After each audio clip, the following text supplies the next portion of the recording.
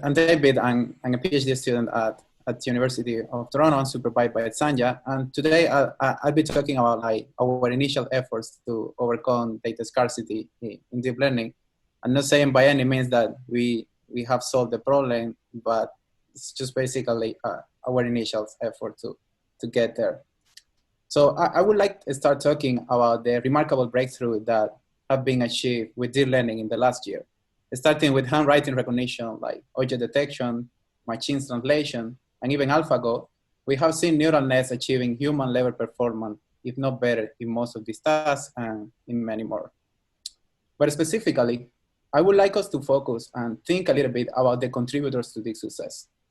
And I think that they can be roughly grouped in three big blocks. And there are like algorithms, computation, and data. Now, if we think in terms of algorithms, I would argue that from the point of view of a practitioner, not much have changed in the last couple of years. From the point of view of that guy that is putting deep learning into almost any cool application that we have out there, we are still using supervised learning.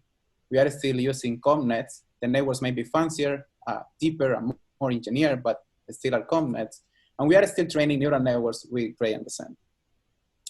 So I consider that the big contributor to this success has been the amount of computation that we enjoy these days, which is what has allowed to train deeper and deeper models, ResNet, insection, and so on and so forth. And most importantly, I would say the amount of data. The effort that the community have put into labeling, with the effort that the community have put into labeling, we have been able to go from MNIST-like datasets to CipherLights to ImageNet, and recently even to the new Open Images datasets. These are millions of labeled images. However, unfortunately, labeling these datasets have a tremendous cost and is extremely tedious. Before I was just talking about image classification, and then I mentioned ImageNet, which is 1 million annotated images, but the same happened with the speech recognition system, and the problem gets even worse if we talk about more complicated computer vision tasks.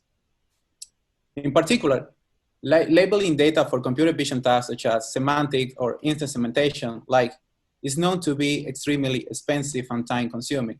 For example, it typically takes a human annotator between 20 to 30 seconds per object in an image to label basically an object in an image. And we have seen like big data sets such as Cityscapes, AD, 20K, COCO, and so on. So the community has indeed put a lot of effort into creating this data set, which in my opinion is a big contributor to these neural networks achieving human level performance on many of these tasks. So the problem gets even worse if we need high accuracy around the boundaries of the objects. And this is vital if we want to use like deep nets for robotic tasks such as object grasping. We need to have like high definition of what the boundaries are if you want to be able to do these tasks with accuracy. And annotating this data is extremely, extremely expensive and time consuming. And if you haven't never tried it, like I invite you to try to annotate precise boundaries. Like this is really challenging. The problem even gets more complicated if you go to domains that require expertise. For example, medical images. This is not something that I can do personally. And in these areas, like annotating 1 million images seems almost unfeasible. Like, firstly, because you cannot pay an unskilled worker to do this job. Probably you need to hire a doctor or someone with knowledge. And secondly, because maybe a doctor or someone like that, like, is not interested in doing this kind of job because he may notice it boring. So the big question here is how can we solve this problem? And how can we solve this problem in a way that we can reuse all the effort that the community has already put into labeling? And what I mean by that is that how can we use the already available data sets that are out there so that we don't have to start from scratch? And this is the idea that I'm going to be start describing here, how we can use like these deep models that have this fantastic accuracy that can be trained in domain where we have public data sets, like, for example, driving, and how can we use that to collect data in new domains, like domains that are unseen at the time, at training time. So this brings us to this idea of doing like cross-domain interactive annotation. And in other words, we are just saying like, if we have labeled data, how can we reuse it or how can we use it to collect more data in unseen domain? Like, for example, we have a lot of driving data sets out there. It would be fantastic if we can have a model that is easy to interact with and then can sort of out of the box allow us to annotate images in a complete different domain, like medical images or general scenes or even aerial images. And this was the whole motivation for Polygon RNN++. This was one of our first attempts to tackle this issue. And in a big picture, Polygon RNN is just a CNN encoder that takes in a crop image, predicts the first vertex, and then it has a LSTM that iteratively predicts the following vertex. So if we fit this image that we have here to the model, it is going to hopefully output a polygon outlining the object that in this case is a car. And why a polygon? Well, because it is easy to interact with, and something that we are assuming here is that the model is going to fail, and that the annotator needs to be able to interact with it in a way that is easy, and that the model can get that feedback in the loop. But in a little bit more of details, like we trained Polygon RNN using policy gradients, so because we wanted to directly maximize the non-differential metric, that in this case we use here was intersection over union. It also has a graph neural network that does the sampling, and an evaluator network that does something like very similar to Bing search, but paying attention again to the final non-differential intersection over union. So the cool part about Polygon RNN, and this was actually part of the motivation, we just didn't expect it that it would work so well, is that it generalizes out of the box to out-of-domain images. And what I mean here by out-of-the-box is no fine-tuning at all. And for example, here we train Polygon RNN in Cityscapes images. These are driving images, and then we were able to annotate general scenes, aerial, and even medical images. And we showed that it outperforms by tremendous margin previous pixel-wise method that were state-of-the-art at the time, and not by 1 or 2, but incredible, but something like 20% in terms of like medical images. So that was like really, really nice seeing that like kind of out of the box performing that well in completely off-domain images. And we were also able to put this in a demo that is still available and people can use. And yeah, I think that was something also like really, really rewarding. But this was almost 2 years ago. And last year we were thinking, hey, is there a way that we can do better? Like there has been a lot of method people like working on this area, like how can we come up with something that is probably nicer and better? And we came up with something that we call DELS. DELS stands for like Deep Extreme Level Set Evolution. And it's just another interactive annotation method. But in this case, it tries to find the best of both worlds. And by both worlds here, I mean like pixel-wise prediction that has a tremendous accuracy and pretty much all those semantic segmentation networks that we have out there. But we also wanted to combine with the power of level set methods. And the main idea here is very simple. We request the user to click the trim point of the object. And then we create a heat map with the user's click location. And this heat map is appended to the 3-channel RGB image that is fed to the network. We then have 3 branches. The first one, which we call the initialization branch, but it's something similar to a pixel-wide segmentation mask. And you can think of that of like just your classical semantic segmentation network, but now instead of inputting like an RGB image, you are inputting an RGB image plus this heat map as an additional channel. And then we have 2 additional branches, like we call it the modulation branch and the motion branch.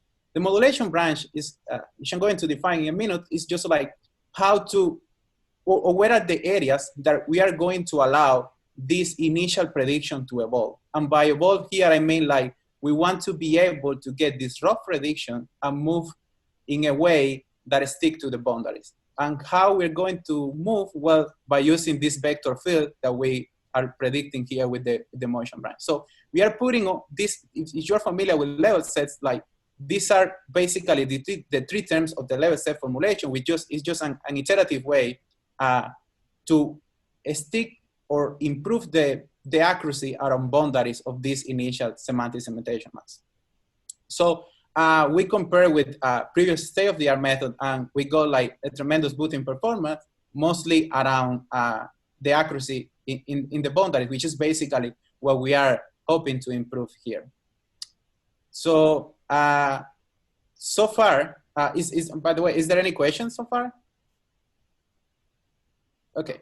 So so far we've been talking about this idea of doing cross-domain interactive annotation, which is just using or coming up with semi-automatic annotation methods whose goal is to use available annotated images to train those models and then being able to collect labels in a different domain. For example, aerial, general scenes, medical, and so on. However, unfortunately, while this method speeds up the annotation process, they are not perfect around the boundaries. And even if you have something like polygon RNN or DELS and you try to get like perfect boundaries, it's going to be extremely difficult. Firstly, because of the nature of the task, you may have to hallucinate, or the model may have to hallucinate boundaries that are just not there.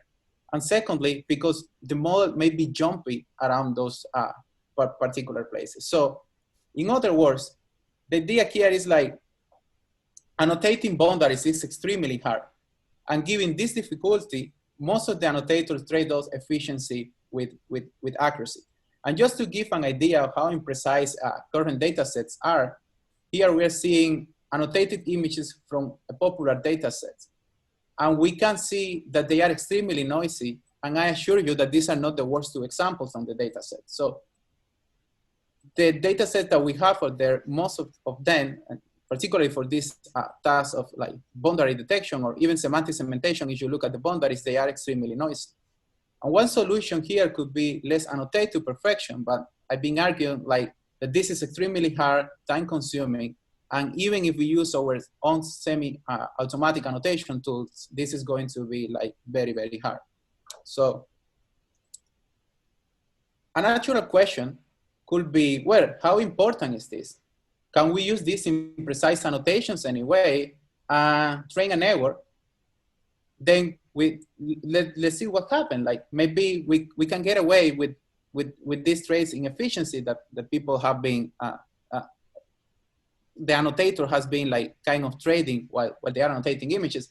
And the short answer to the question may be yes, training the network in this data will lead to a model that would output something like the image in the middle here, that was the state-of-the-art model at the time trained on noisy data. But you can see that there are a lot of false positives. And if you want to use this model to do something like vessel segmentation or object grasping, or again, robotics tasks that require high precision around the boundaries, then this is just not gonna be very useful. So with that in mind, we came out with something that we call a STIL.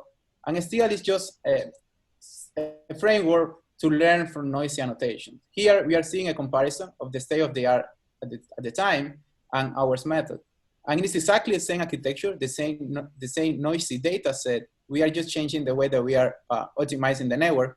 And we can see here that in our case, the prediction is clean. We have thin and precise edges, and we are also optimizing for post-processing. I'm going to get back to that in a minute. So what is a STIL in a little bit more of detail? Well, a STIL combines two main tricks. The first one, we call it active alignment.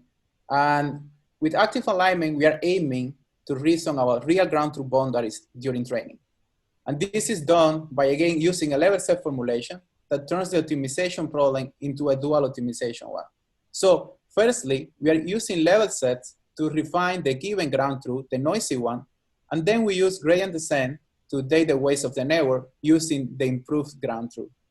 It's important to highlight that this happens during training, so this is something that is happening on the go. But maybe a simpler way to think about this is to just imagine that we have this noisy ground truth that is provided with us with the data set.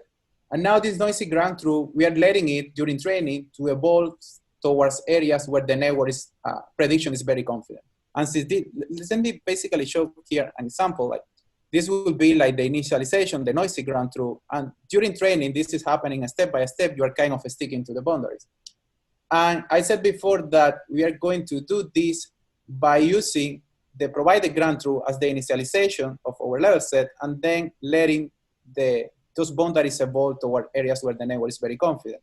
So this implies that you don't want to have active alignment at the beginning of training in the first epoch. You want to do this after a couple of epochs, maybe. But by doing that, we guarantee that epoch after epoch, the network is becoming more confident in those particular areas, and the ground truth is kind of shrinking and sticking to the real boundaries. The second trick that we added in STL was a new regularization loss. We call this the NMS loss, and the idea here is to encourage the network to only have one pixel firing along the normal of the predicted edge. So this was inspired by the way that Acuna detector works. And intuition is like, ideally, if you have like a perfect edge prediction and you walk along the normal of a boundary, you only want to have a single pixel firing. And this is basically what this regularization term is encouraging here. And this is what I said, that our output is optimized for post-processing, because like you get our predictions and we are sort of optimizing like or regularizing the method to have something that is gonna go very well with NMS after that. So active alignment has a nice mathematical interpretation. I'll skip this for now in terms of time, but I'm happy to chat about it if anyone is interested on this kind of stuff. So here we qualitatively evaluate our method and we compare with the state of the art. We can see that still clearly outperformed them, but something that was particularly exciting to us was in terms of average precision. Like, we see that we are not only better by 2 or 3%, but we were 20% better in terms of AP than previous state of the art. And it was particularly exciting in the sense that edge prediction is a really well explored area, and getting 2 or 3% in improvement is good, but getting 20 was kind of like something like really, really amazing for us. Now, again with STL, we were also able to show that we can use the method to automatically refine segmentation datasets. You remember I talked before about this step that we call active alignment, and that happens on the go, but it turns out that we can also apply it offline, and we can refine coarsely annotated datasets. For example, here we are showing like how we can refine the Cityscapes coarse dataset. And if you're familiar with Cityscapes, like Cityscapes provide like 20,000 additional images where the ground truth looks something like this. And using STL, we were just able to, here we can see the evolution happening on the go, and we were able to refine that data set. So potentially, the annotators can now focus on drawing only a coarse representation of the object, and STL can improve it.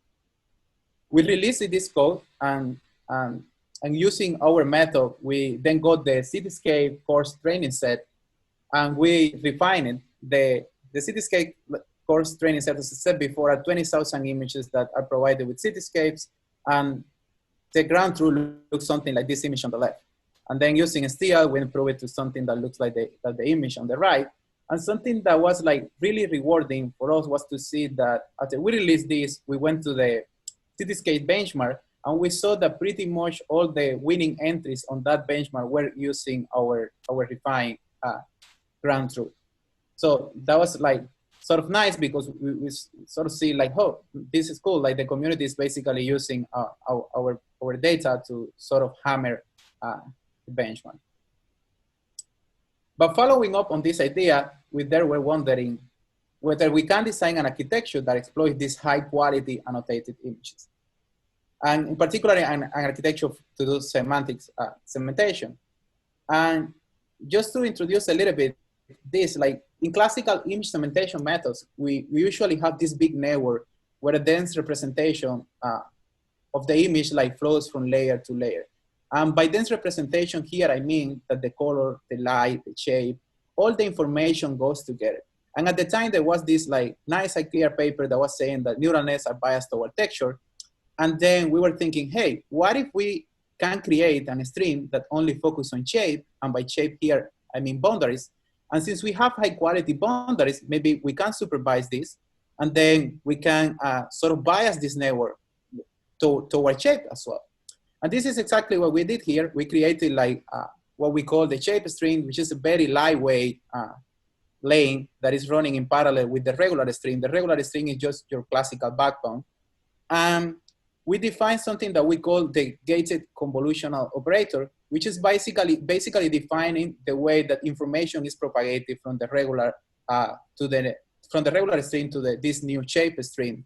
And it's doing this in a way that we only allow information on this direction to be flowing so that this doesn't become like a whole bulky architecture. And we also introduce like something that we call the dual task loss. And the dual task loss is explicitly exploiting the fact that we have high accuracy boundaries, and that if we have semantic segmentation, then we can get semantic boundaries almost for free, because you can just take gradients on those semantic, then you get edges. And if you have like amazing edges, then you can sort of do some sort of filling or probably some sort of level set, and then you probably can fill those semantic boundary masks, and then you can turn them into semantic segmentation. And that's exactly what we were exploiting here. And we did this, and we trained this network, and then we ended up with a new architecture that outperforms the current state of the art that was Deep Lab version 3 at the time. And it was able to outperform this by more than 5% at the stricter regime. And something that was particularly impressive is that we only trained this network with 3,000 images, while in the case of Deep Lab, it was using the training set. This is on Cityscape. It was using the training set plus the coarse annotation that are provided, those extra 20,000 images that I was talking about before. So the message here is that precise annotation is important, because then we can come up with architecture that particularly exploit this and get a good performance. We release our code so that it's available on GitHub, and the community can start using and playing with it. So just to resume so far what I've been talking about, we initially talked about this idea of cross-domain interactive annotation, where we are using abundant driving images, for example, to collect labels from different domains. We then saw how even if the labels are noisy, now we can learn from them on the go. And potentially we can also refine previously annotated data sets that were noisy, like the 20,000 images that are provided coarsely annotated with Cityscapes. But still there is this question of how can we do better? And by doing better here, I mean, how can we use perfect labels? Like if we were to have somehow perfect labels, and we, in a way that doesn't require this annotation process, then we are almost, I would say, like with the problem solved. This idea brings us to the use of like synthetic data. And I would say that this is a very exciting area, and there is some work pretty exciting coming up soon on this direction. But the main idea here is that from synthetic words, like we can get not only semantic segmentation at good edges, but we can get depth. Almost everything is there. The problem will be that we need to be able to create those synthetic words in a way that is cheap. Because if before we were arguing that it's expensive to pay an artist, to pay an unskilled worker, an annotator to create, to annotate a data set, it's even more expensive to pay an artist. This is not something that I can do, like create those synthetic words, or like someone with like normal knowledge. That person cannot do this. For this, you need like artists, talented people that you need to pay a lot of money, and also like time, because creating those synthetic words like is not easy. So this is the main problem here. And the second problem is that even if you create something like almost this amazing, like GTA live, like still there is a gap if you train your neural network here, and then you try to go to real images. So in this work, we were basically trying to exploit this idea of like, how can we get synthetic data? How can we generate synthetic data so that it's cheap and that everyone can do it? How can we close the gap between real and synthetic in a way that is also simple and that people can incorporate into their pipeline? So for this, we use a technique that is called domain randomization. And this is extremely easy. Like if you look at the video that is being played here, we're basically putting a car in the scene, and then we are going to randomize everything that is there. And everything that is being randomized is just like, for example, something simple, like the texture, the background, adding flying distractors, something that is like looks cartoony, but that every time that we sample a number, that number may represent the lighting condition, for example. Then we create a data sample, and then we have perfect labels for that. And in this case, we were exploring with the task of object detection. So this is what we did. We created a 1 million images data set that was perfectly labeled. And then we were to go and train this and find how to incorporate this into the training pipeline so that we can combine with a little bit of real data and get a state-of-the-art performance. And it turns out that if you just like create this synthetic data, like that looks like crazy, very cartoony, and you train your network on that, you're going to get something that is not like, it may be something around 80%, and these numbers here are in terms of accuracy, in terms of like detecting car, bounding boxes on car. This was for the task of object detection.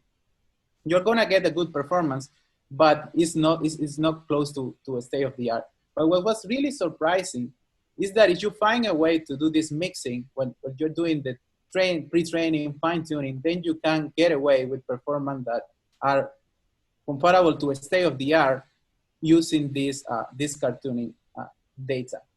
And something that was fundamental here was how to mix these real examples with this cartoony generated domain randomized data. And the way that we found that this work is by just pre-training the network on the synthetic images and then fine-tuning on, let's say, 100 real images. And if you think 100 real images are not a big deal to annotate if you're using something like polygon RNA or DELS or any of the methods that I just described before. So we pre-trained the network on the 1 million synthetic images, and then we fine-tune. Notice that balance, like mixing, doesn't work because there is a high imbalance in the proportion of the data.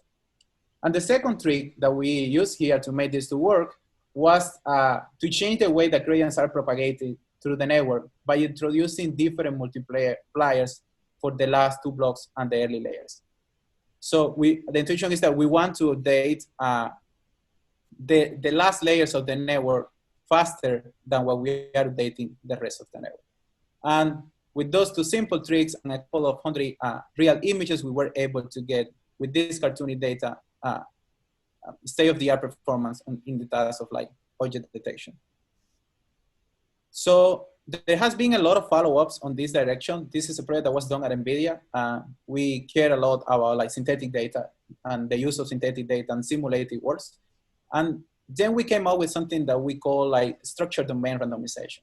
And the idea here is that when you are doing domain randomization, you are randomizing everything on the scene, and probably the task is that you are asking the network to solve is even harder than the real world task. Like you are randomizing everything. You're asking the network to learn something that may be crazy, and the network has like limited capacity. So in a structured domain randomization, we were saying, okay, let's create a scene graph. Let's put these cars in the image, and now let's just randomize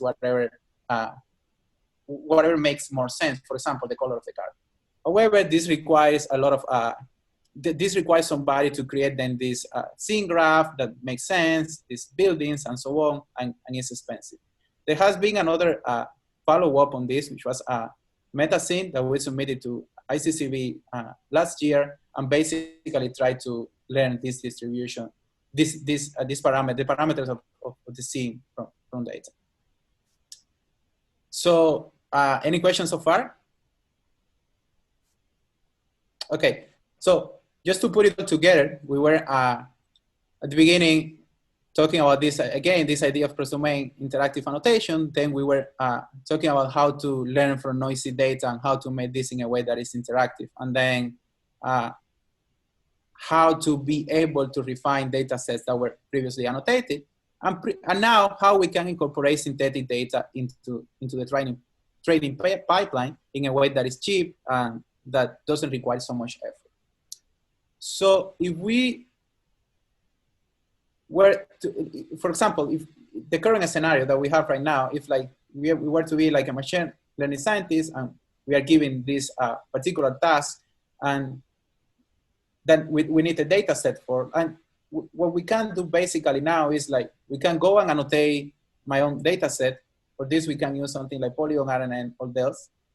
Then we can probably even annotate faster because we don't care so much about being precise around the boundaries. Then you can use something like a STL and you can solve for that. And even if you don't want to annotate too much because you have access to a render, then you can probably generate synthetic data that is very cheap using something like domain randomization, add this to the training pipeline using this technique that we were just talking about, and then you can get it away with probably a model that is going to perform significantly well for that task. But we were wondering, what if we could have something like Google for machine learning data? And specifically, what if we could have something that can recommend data to a particular user? And we want to do this in a way that is privacy preserving. So in a way that even if you are a hospital or if you are like in the government, you can still use this because the data, your data is never leaving the premises. You just want to get from all those published data sets that are out there, whatever data is useful for you. So the idea will be something like, I am a scientist, I probably was assigned to solve this particular task, and I only have a small subset of data, say 100, 200 real images that are in my domain and that are for my particular task. So how can I be able to find the data that is out there on those public data sets that is relevant for my task? So the idea here is that I can pre-train my model on that data, because we know that pre-training kind of improves the performance. But the problem here is that we have seen an increase in the number of data sets that are out there, and we can just not afford to download, for example, ImageNet, Coco, and Open Images. That will be altogether around 600 gigabytes and will take probably a month just to do pre-training and then train your model and see whether this works or not. So we want data, or if I were to be these clients, I would like to have data that is specialized for myself, and then I can pre-train my model on that, and then fine-tune just my small data set and get away with the expensive annotation part.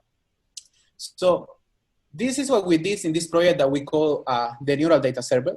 And the Neural Data Server can be thought as a search engine that just recommends data based on the user domains and tasks, and that does this in a way that is privacy preserving. So the user original set of data is never leaving its premises. So now how this neural data server works. So to make it simpler to understand, because there are a lot of parts going on here, let's define what we call the data server and the client.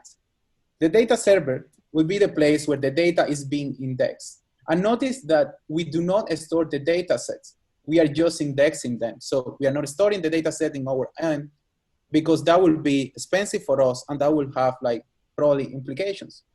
So in this case, we are just indexing all those public data sets that are out there. And the client will be the user with the task and a domain in mind. Like the task is very general. It can be object detection, but it can be semantic annotation. And the user is and this user is basically the entity that want to find data to pre-train its models that we don't know what or how the model looks like either, but we just know that he wants to find data to do pre-training. So now the data set, the data server is going to index those public data set by splitting, or basically by clustering that massive data set in K cluster or K mini data sets. And to put it simple, let's say that we are splitting Open Images or ImageNet or your favorite data set. And let's say that we are going to split it in 10 mini data sets. So we are turning Open Images in 10 mini data sets. And now in every one of these mini data sets, we are going to train a tiny neural network using a self-supervised task. And we are going to call these tiny neural networks the experts because they actually can be formulated nicely as a mixture of experts, since intuitively, every one of these tiny neural net is actually an expert on its set of data. For example, imagine that you are doing this partitioning of the data in the server side by looking at superclasses. Then you're gonna have a tiny neural network that is going to be paying attention to all the kind of cars. And then you're gonna have another one that is going to be paying attention to all kind of dogs and so on and so forth. So basically we are sort of putting those massive data sets into the way of a neural network that is tiny. And now when the clients want to find a subset of data that is relevant for itself, that person doesn't need to download the whole massive data sets that we are indexing. For example, doesn't need to download 600 gigabytes of data. The person only needs to download this tiny expert. For example, let's say that we are indexing Coco and open images. That would be roughly like 200 megabytes.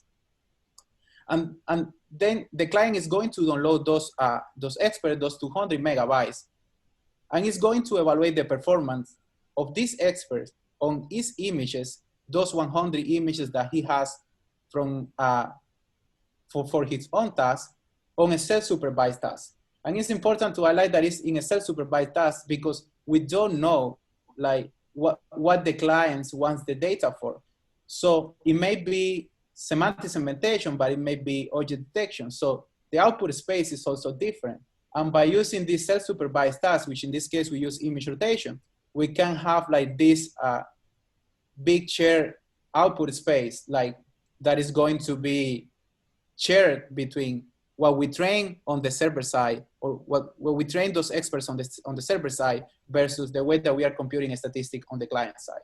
So once the clients run this, compute the performance of this data on those experts, then we are going to be sampling because we know from to what set of data each of those experts belongs to, we are going to be sampling at that particular rate from the data server mini data sets.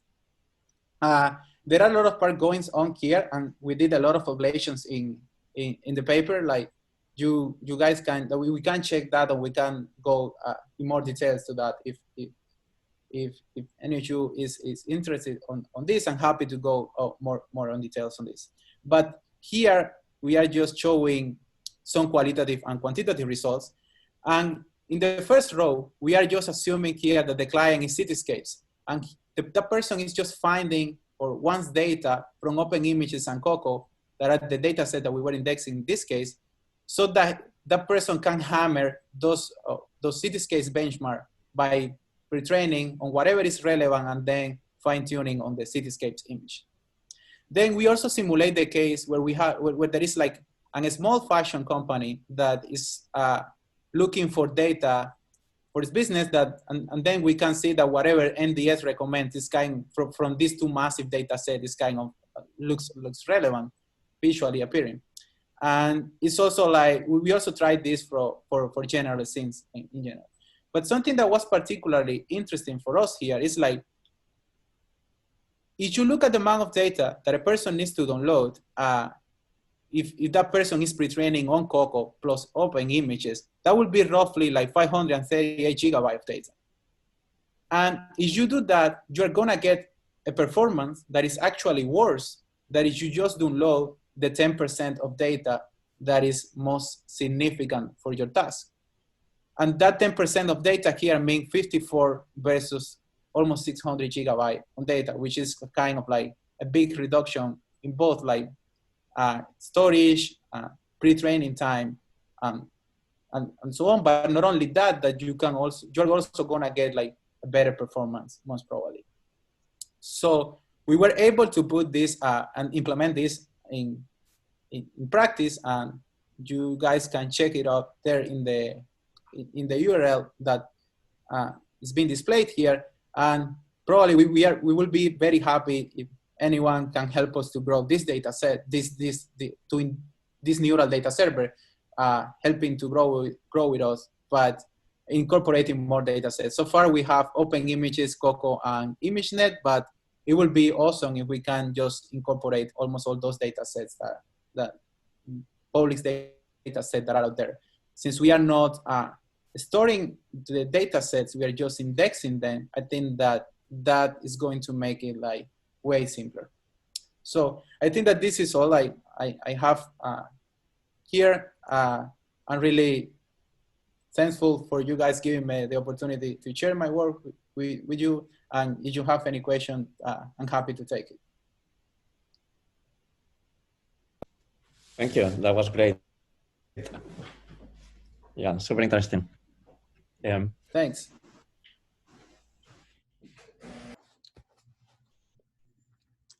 Yeah, thanks a lot, David, for the great talk. I have a question about the neural server.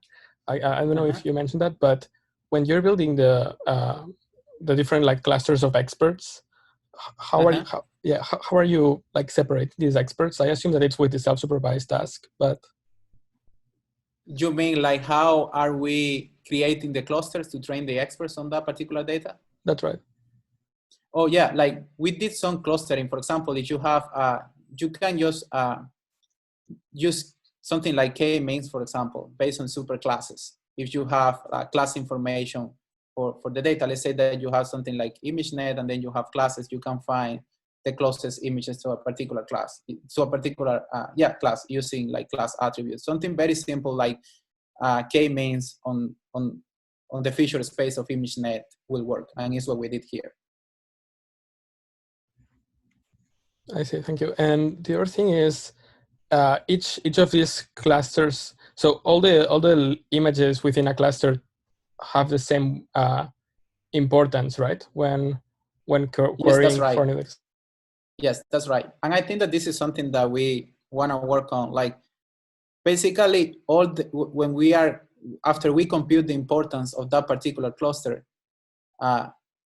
we are sampling at the rate, we are sampling at the same rate from all the images in that same cluster that you are just describing. And I think that this is something that will be cool to extend to the image level, because potentially all the image inside that cluster have the same importance, and that may not be true.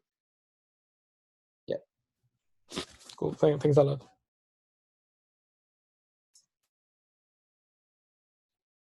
Hi, David. Great talk. Just a question about this part as well. So in the next slide, you mentioned that by using all the data to pre-train, the performance is going to go worse than using this actively selected 5 or 10% of images. Yep. Do you have evidence for that? And do you know at which point this break? Because this here, it seems that going from 5% to 10%, the improvement increases. Do you have any evidence where it stops increasing? Yeah, we have that. This is something that people in the literature have found that is what they call is not the more the better, is the more that is kind of meaningful. We have a lot of experiments, like as I said before, there are a lot of parts here that needs to be well ablated, and we have a lot of those experiments in the paper. I don't remember exactly where this breaks, and I don't think that we make a super exhaustive search of where it breaks, because it's really expensive to pre-train those models. Like, but I remember that after something like 20%, then the performance started to decrease a little bit. And if you think in terms of what is happening, I think that is kind of similar to what we were seeing with the synthetic data. This network has a limited capacity. And if you start making this data set, like pre-training on data set that are like bigger and bigger and bigger, like at some point you are asking the network a task to solve a task that may be more complicated than just do, let's say, classification of fashion attributes and stuff like that. Yeah, we do have some of those experiments independent of the paper. Yeah, great. That makes sense.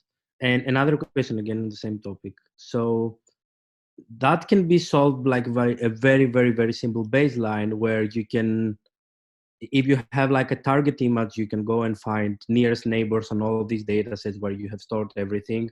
And just for each, you can even do it an image specific task, for example, or in a very mini batch style, where you can just go and propose to train online a very, very small network, a new one, by a very small set of images.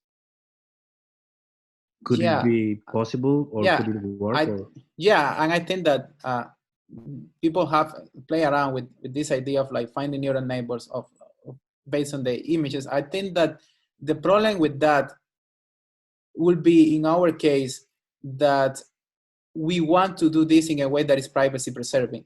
We don't want to assume that by any means the clients need to send its data or an idea of how this model looks like to the other side, or that these 100 images or like this tiny set of data, for example, that the client has, we are assuming that that data cannot leave the premises. And this is the reason why we have this expert, because this is something that is kind of general purpose. Like we are just downloading, the client is just downloading this and kind of doing something similar to what you are describing, but without the data leaving its end.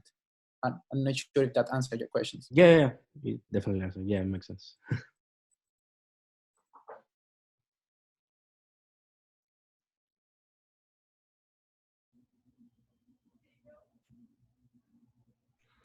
All right. If there are no more questions, thanks a lot, David. Again, it was amazing to hear about your work. No, it was a pleasure for me, actually. Best luck for NeurIPS. Thank you. Thank you. And enjoy Toronto's confinement. Thanks, you too. Bye. Okay, bye-bye. Thanks a lot, guys.